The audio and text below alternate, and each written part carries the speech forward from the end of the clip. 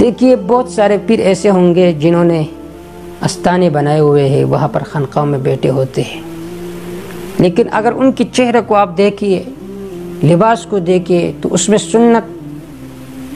کا معمولی سا حصہ بھی نظر نہیں آتا۔ ایک پیر ہے بہت طویل نام ہے اس کا، چف سرکار، اس کی داڑھی بھی کٹی ہوئی ہے، اس کے کپڑوں کو دیکھو، سنت کا کوئی رمق اس میں نظر نہیں آتا، بلکہ وہ جادو منتر کے ذریعے سے لوگوں کو مسخر کرتے ہیں اور یہ کہتے چف چف چف چف، یہی چف چف اس نے شروع کیے۔ اگر اس چف کی وجہ سے وہ بیماروں کو شفا دیتا ہے تو آج کل کرونا وائرس بہت بڑی بیماری پھیل گئی ہے، تو آئیے اس کا علاج کروائیں، جبکہ اس کا علاج نہیں کروا سکتا بلکہ خود استانے کو چھوڑ کر بھاگ چکا ہے۔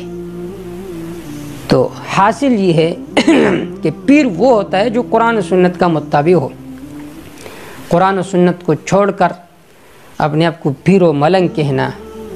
اور لوگوں کی عصمت دری کرنا،